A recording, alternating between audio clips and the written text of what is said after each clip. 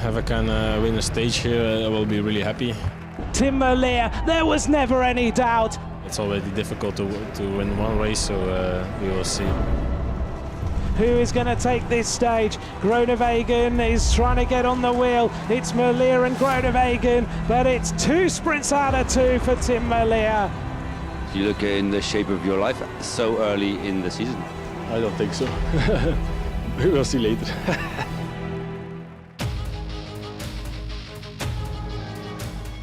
Tim Merlier doubled up in yesterday's third stage, taking an impressive sprint victory ahead of Dylan Groenewegen. But today is all about the GC battle as the peloton head to the sky views of Harrogate on the Queen stage of this Alula Tour 2025. This morning, the riders gathered at the architectural marvel that is Moriah, the world's largest mirrored building, a glittering jewel here in the heart of the desert. Today, the race leader Tom Pidcock will be defending his 8-second overall lead. It's definitely a tough climb, and definitely one where you can't go too early. You know, you need to, like you say, the flat part after, you definitely need something left for there. So it's going to be interesting, but I guess, you know, I know I'm in good shape. I've looked after myself, so all to play for. I guess, you know, main thing is defending this jersey, but you know, if we go on the offensive, try and win the stage, and yeah, that's probably the best way to try and defend. But the chasing pack will be waiting to pounce. The highest placed man for home team Jayco AlUla is mountain bike star Alan Hatherley. For sure, I'm going to leave it all out there, and fingers crossed it goes our way today and can move up on GC, and dream day would be stage win as well. Okay, so we've had the Olympic mountain bike champion win stage 2.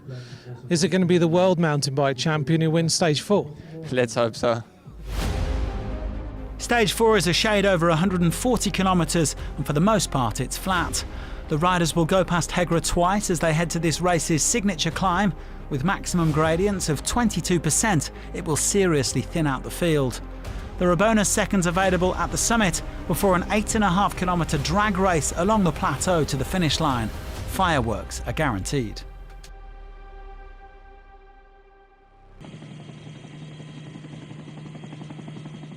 There were 2 non-starters this morning, including Niels Eekhoff, who had that nasty accident in yesterday's final, colliding with a lamppost. The Dutchman broke a tooth and fractured his jaw, and we wish him a speedy recovery. Well, the peloton keeping a close eye on the day's 8-man breakaway, with Pidcock up towards the front. This is only the second time that he has worn a leader's jersey since back in his under-23 days. Jayco AlUla on the front of the pack. This was a big day for the home team, who have yet to win at this race.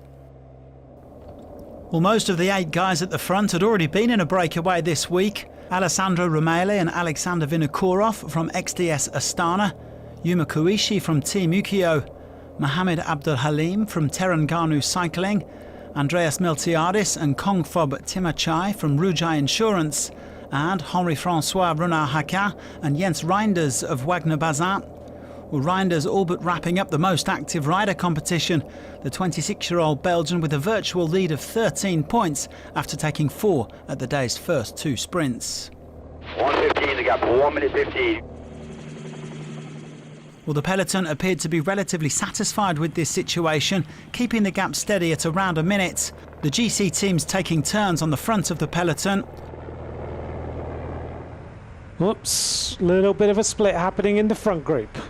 Well, after a sudden injection of pace at the front, a couple of riders were caught out and dropped from the breakaway. Vinokourov and Miltiadis were unable to close the gap on their fellow escapees, and they eventually rolled back to the peloton. So 5 men now leading the way, and Reinders was frequently the one driving them along. The gap still hovering just under a minute. Well, heading into the last 30 kilometres, there was a minor issue for one of the race favourites. Oops, and a problem here. And this is Hatherley, who has got an issue. Well, it's good to have it now rather than later. Hatherley was soon back on his way again, getting a tow back to the peloton from the imposing frame of Max Walscheid. The sky views of Harrogate then looming into view, and as the road began to rise, riders began to go backwards. The breakaway's caught. The 5 escapees were brought back with 10.8 kilometres remaining, and now it was over to the GC riders. And it wasn't long before the race leader himself moved to the front of the bunch. Pidcock now takes control. Pidcock setting a punishing tempo as they embarked on the steepest part of this brutal climb, and he soon shredded the front group. Riders strewn all over the road as the gradients really began to bite.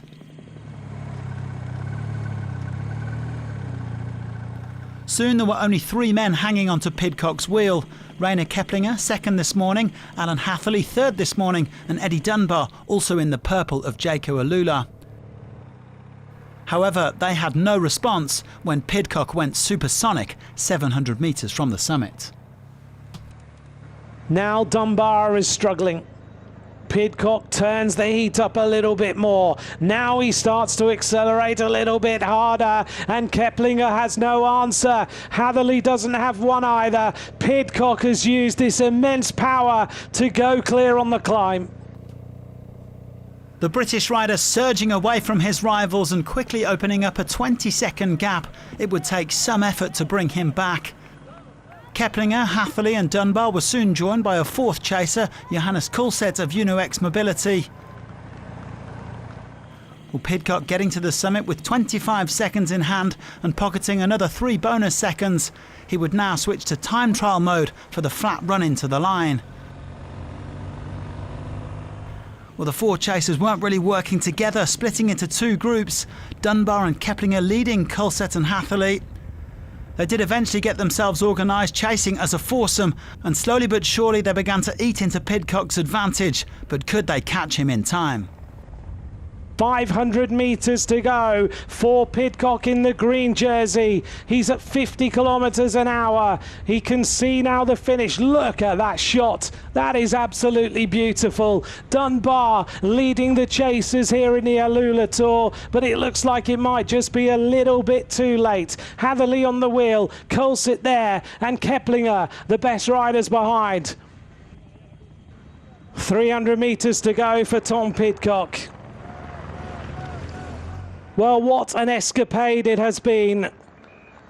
Tom Pidcock, tremendous, wins stage 4 of the AlUla Tour and takes the green jersey into the final day. A big sprint now. Hatherley is going to take 2nd place. Hatherley takes 2nd to take the 2nd place bonus. Behind him is Keplinger, then Kulset, then Dunbar, and here come the chasers. The chasing group led in a celebration of Q36.5 on the line.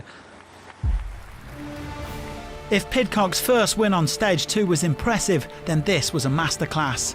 The 25-year-old simply in a league of his own here in the Saudi desert as he left everybody else in his dust, showing some of the form that has previously brought him wins at Strade Bianche and Amstel Gold. Pidcock just has to finish the job tomorrow. Yeah, really happy. Extended the lead and yeah, gives us a bit more of a buffer going in tomorrow. That type of climb, that kind of effort is an effort that you like. Yeah, I think I've been doing a lot of training that's really helped on those sort of efforts. I think, you know, this week I've set my new 5-10 minute best ever powers, so I'm definitely in good shape. Pidcock taking the 7th win of his road cycling career by 12 seconds from Hatherley, Keplinger and Kulset. The next group was led in by Thomas Pesenti at 24 seconds. Pidcock now has a comfortable lead of 29 seconds before tomorrow's final sprint, although just 3 seconds separate Keplinger and Hatherley. UnoX duo de Varshanes and Kulset round out the top 5. The red jersey continues to go back and forth between Pidcock and Merlier. The British rider leads once again, but the Belgian will likely recover it in tomorrow's sprint. After his fine effort on the final climb, Kulset takes the white jersey from his teammate Odne Holter, UnoX showcasing their young talent here in Saudi. And barring any incidents tomorrow, Jens Reinders will be heading home with the orange jersey as the race's most active rider. 4 down, 1 to go. Join us again on Saturday for the final sprint shootout, and thanks for watching.